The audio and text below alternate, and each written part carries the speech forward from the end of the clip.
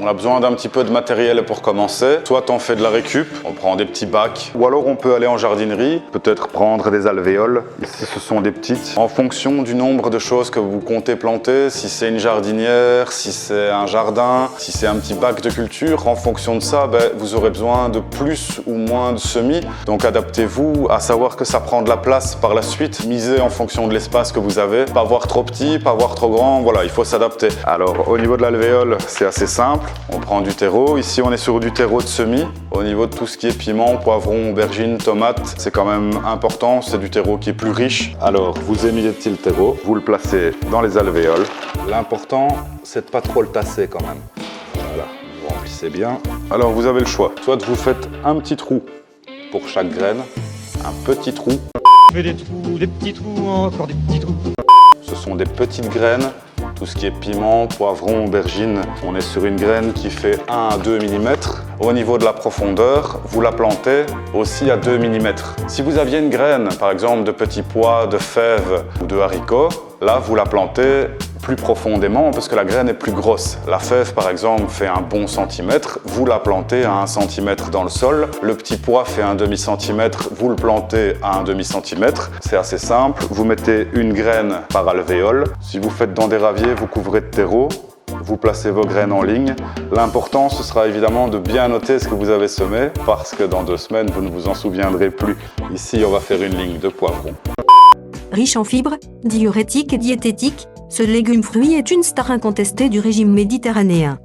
Une fois que la graine est dans son alvéole, il faut la recouvrir légèrement. Première ligne, poivron.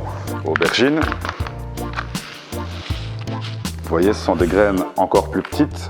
Donc même chose, on place ces graines, on ne les enfonce pas trop. C'est vraiment quelque chose d'important parce que sinon elles ne germeront pas. On sème aussi des tomates. On est un peu tôt dans la saison, il faudra les rempoter, les repiquer plusieurs fois. Vous pouvez faire la même chose avec les salades, les choux-fleurs, les poros. Ici, on est sur des semis assez précoces parce que les piments, poivrons, aubergines prennent énormément de temps à grandir. Les légumes que vous allez produire chez vous sont des légumes qui auront meilleur goût, qui sont plus nutritifs la plupart du temps.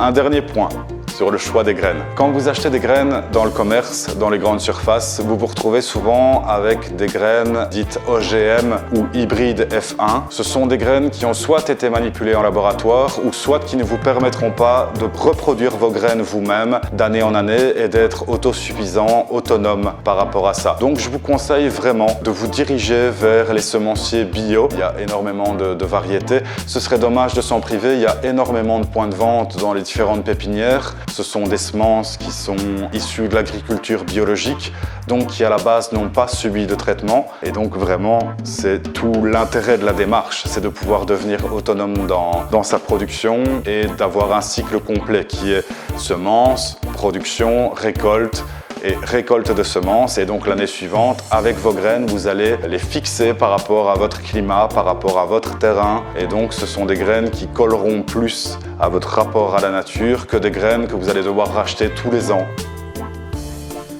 Alors, dernière petite chose et non des moindres, c'est important de garder toujours le terreau humide.